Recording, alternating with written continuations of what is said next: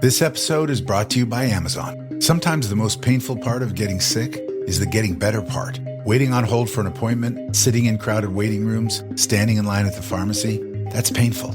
Amazon One Medical and Amazon Pharmacy remove those painful parts of getting better with things like 24/7 virtual visits and prescriptions delivered to your door. Thanks to Amazon Pharmacy and Amazon One Medical, healthcare just got less painful. So there's this very interesting assumption or phenomena or stereotype around singleness that's correlated to sickness, and having a significant other correlates to a certain level of superiority. And here's where people get it all wrong. Let's talk about it.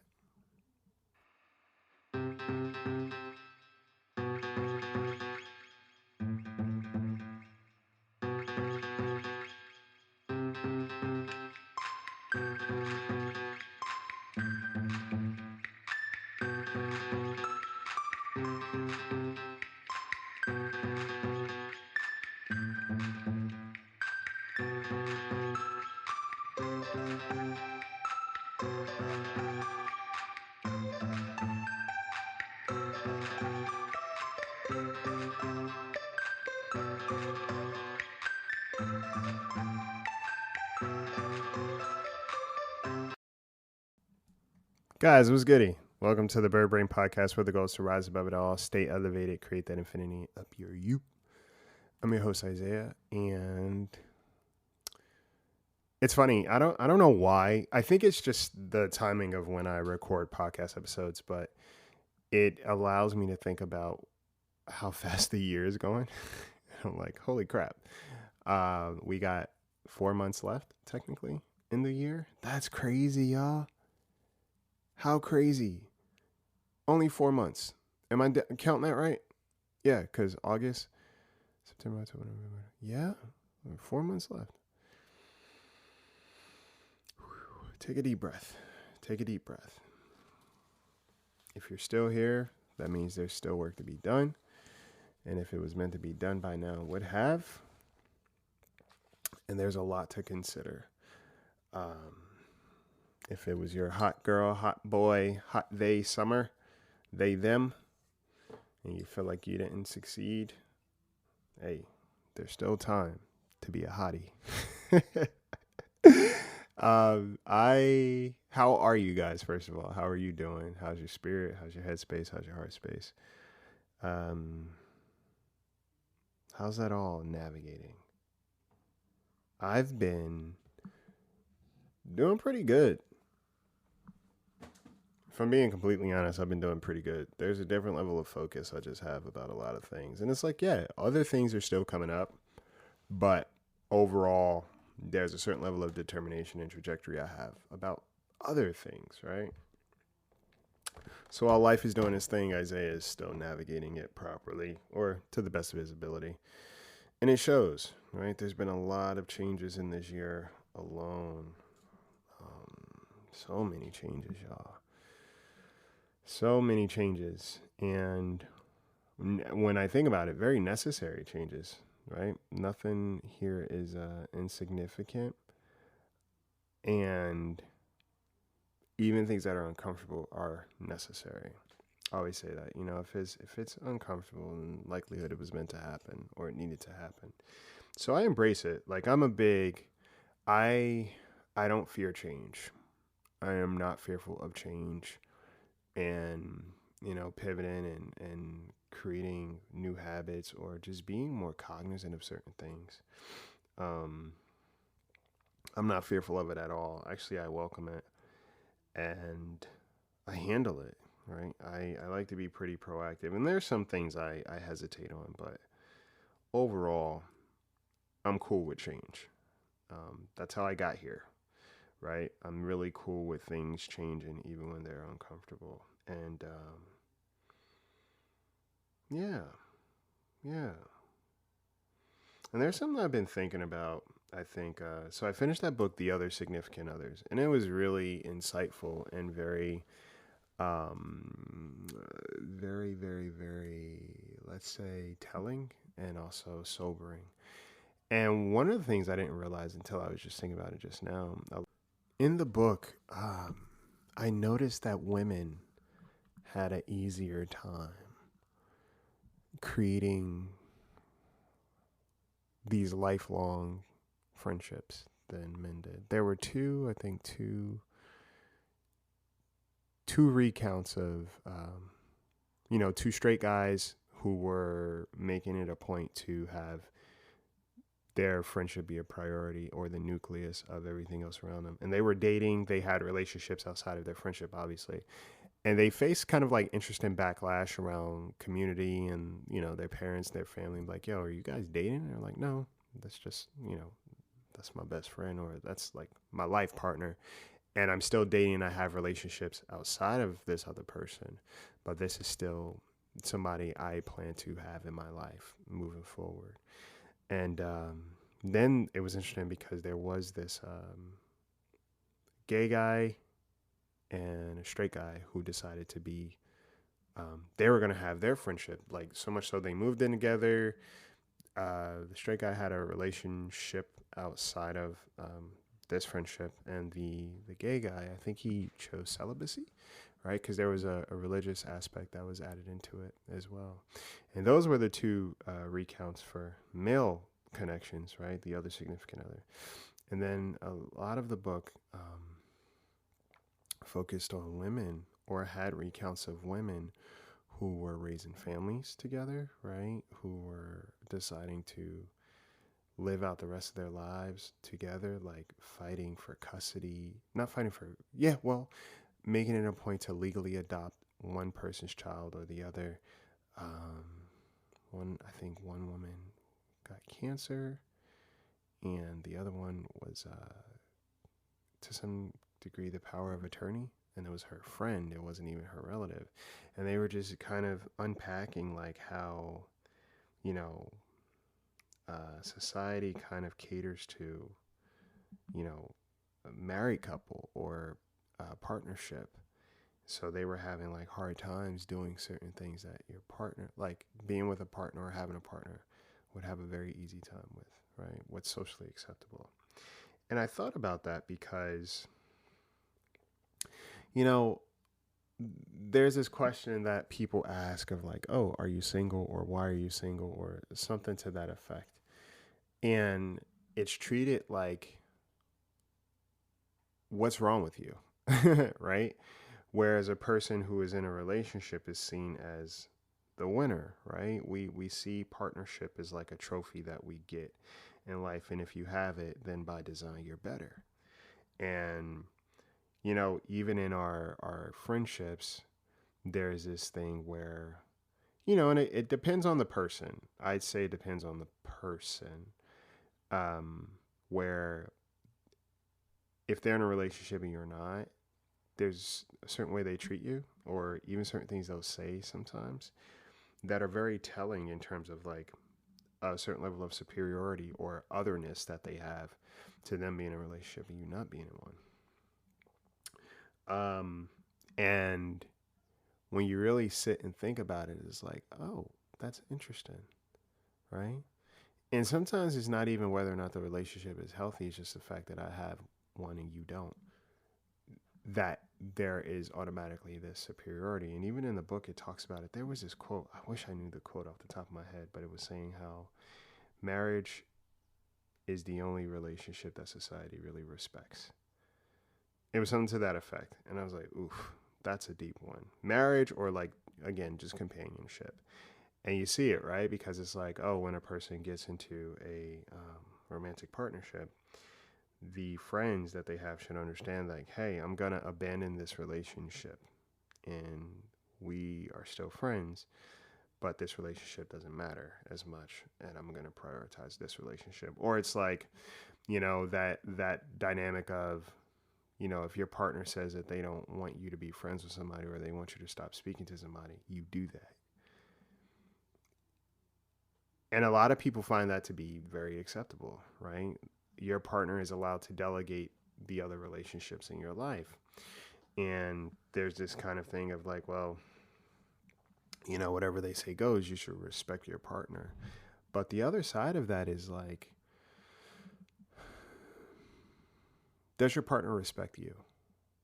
Right? Does your partner have respect for you? And, I think there is this fear, like there's this interesting genocide of like, if I'm not seen with a partner, then they're gonna take me away, right? So I rather have somebody than not. And then there's that concept of being alone versus loneliness. And from my perspective and my point of view, and even my own experience, there's a lot of people that are single and they're very secure and they're chilling, right? They have a certain level of solitude and maybe even self-worth and self-respect where there isn't a desire to be in a relationship. They have solid connections, but a significant romantic partner is not like at the top of their list. And that's their prerogative, right? And, there may be this perception of like, oh, there's something wrong with you that you're not in a partnership, or why are you single? And it's like, well, why does being single automatically equate to unhappiness and loneliness, and being in a relationship automatically equates to a certain level of health, secureness, a lack of insecurity, safety, and just overall like superiority? Like, why is that the thing? And it's something that I've sat with and just puzzled myself with, because I'm like, it doesn't make sense. And it's more superficial, right? There's this need we are always comparing ourselves in life, right? We are always doing this comparison and contrast with other people of like, what do I have? Especially if we feel insecure about certain things, or we feel intimidated by this person or whatever, there's always this checks and balances that we're doing. Like, oh, this person has this. Well, what do I have? Oh, well, I have a relationship, right? They don't have that. And even when certain conversations may come up, it's the whole, well, I'm in a relationship, so you wouldn't get it, right? You wouldn't get why I am necessarily neglecting this connection, because I'm in a relationship and you're not. So you wouldn't get it. You wouldn't understand. And, I was talking to my buddy a while ago, and he was saying, he brought it to my attention. He was like, I've had friendships for a very long time. And dating for me is like, it's cool. It's dope. A partner is cool. But it's not how do I explain it? It's not a hill I need to die on. Like, I don't feel like I'm dying if I'm single. And the reason why, I guess, is because there's so many things, and it's not even me avoiding it, right? It's just me understanding that every relationship in my life is significant. Like, having a significant other doesn't trump everybody else in my life. And it's never been like that, and it's never going to be. And the older I get, I realize, yep, that just doesn't work. It's never worked for me. I've never been a type of person that when, a relationship came along, all of my other relationships just got abandoned. And I've never understood how that works, but I think it's a mental thing. And I can't crawl into other people's minds, right? But I have noticed that that's the standard. It's like, yeah, by design, when you're in a relationship, that one matters more than anybody else. And I'm like, but does it have to be that way? Because let's realize the divorce rate is pretty high, right? And people break up all the time, right? I think a lot of times people think that this label of partner automatically changes a person. It just changes, how you prioritize them by choice. Right? It just changes that, but I don't think it does what people think that it does. Where people feel that because they're in a relationship, it makes them more significant, right? And I've had people like kind of do that with me in certain ways, and I'm like, hey, that's cool. I love that for you. But that's not how I function, right? My relationships of any kind all have a certain level of priority for me, and priority in terms of high. So I'm not going to be with somebody who feels the need to tell me or delegate that my other relationships shouldn't matter as much, because you're coming into the fold, right? You don't dictate it. You don't dictate the creases or anything like that. You're coming into the fold. And even if I had a partner for an extended amount of time, it wouldn't be the kind of person that will feel comfortable with a certain level of possessiveness, right? You're not going to feel comfortable trying to tell me who I am in relationship with. And the reason being is because I am a very particular person about the people I keep in my life, right? I'm a very particular person by design. So therefore, it's just not going to happen. Okay. I am very particular. And yeah, I might have certain connections that last for an extended period of time, and then they kind of transition. And then I look at it, right? I examine what led to this, or what was going on throughout the duration, or what was the catalyst for the relationship starting to begin with. My relationships are not experiments for me, but they are very, very detailed with information. Very detailed. And I love that, right? Because, and this is why I say every relationship that I have in my life is significant. Okay? Every relationship I have in my life is significant. And I don't necessarily play favorites. I don't treat a person a certain way for a certain period of time until something else better comes along. My buddies are not buffers. That's how I think about it. And the relationships that I've had for an extended period of time, they're healthy, right? It's not just because we've known each other for so long that we're going to stay friends. It's like, no, the reason why we continue to exist in this relationship is because we are working on it to sustain the healthiness of it, to prioritize it, to take care of it, to nurture it. So there's a level of maturity there. And that's what I love, right?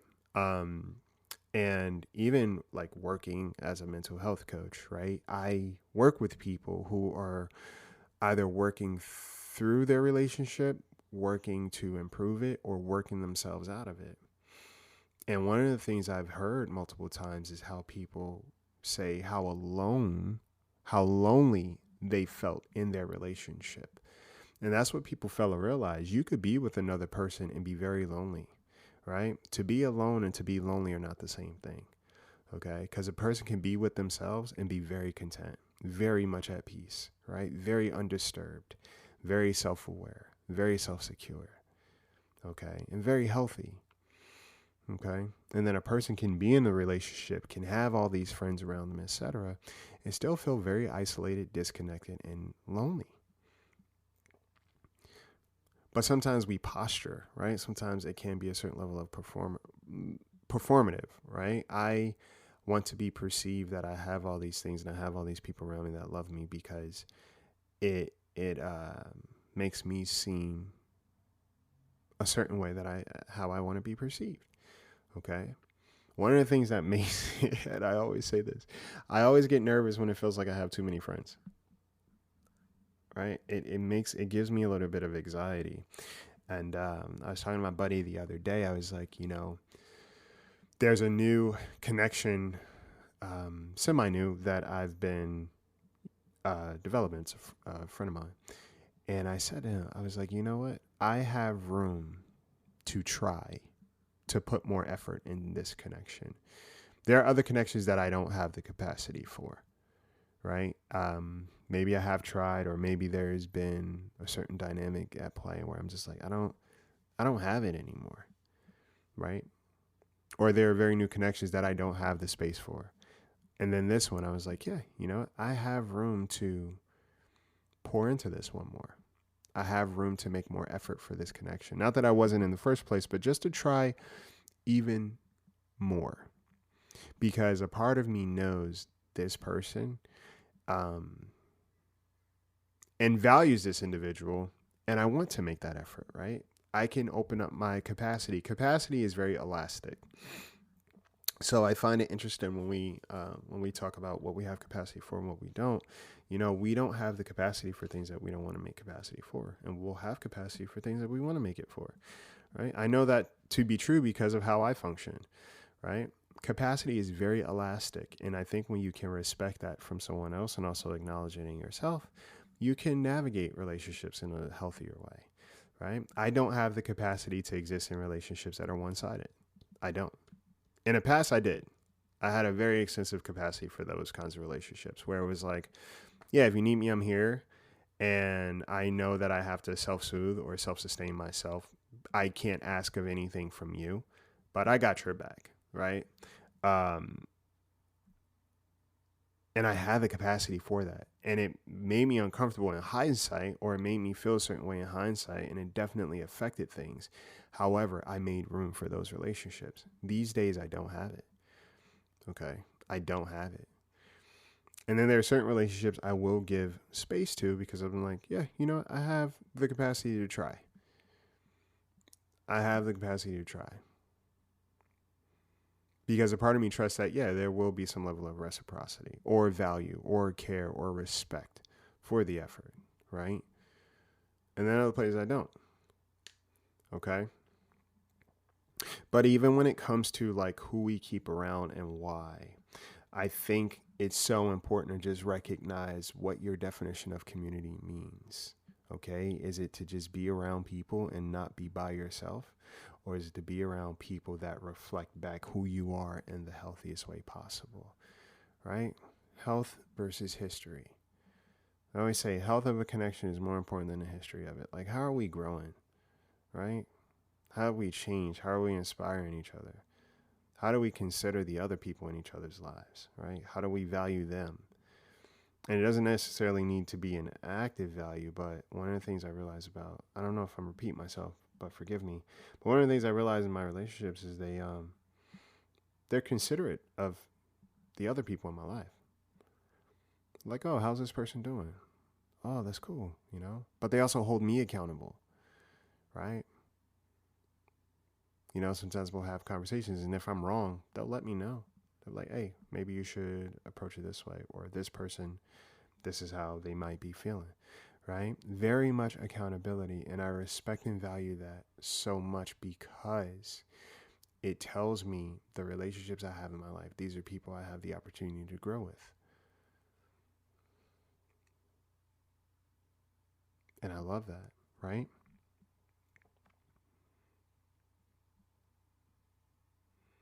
So if you're in a relationship, if you're not, I want you to think about what does it mean to have a significant other?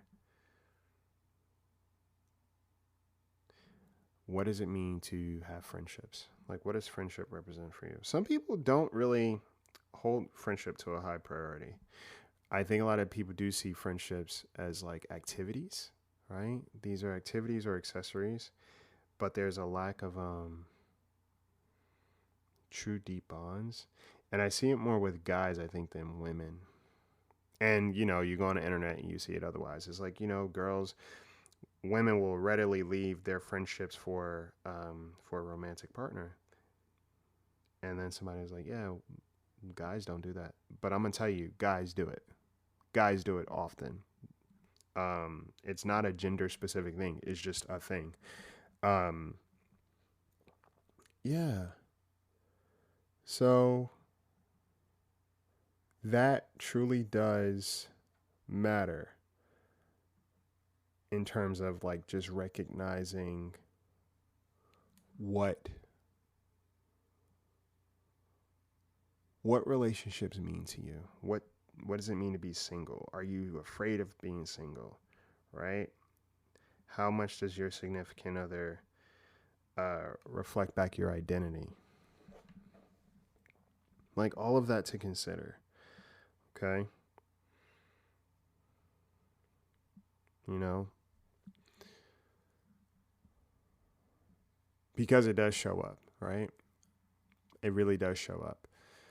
But yeah, instead of asking people if they're single, ask people, hey, are you happy right now? Where you are in life, are you at peace? Right? Are you emotionally healthy? Do you feel emotionally grounded, emotionally secure?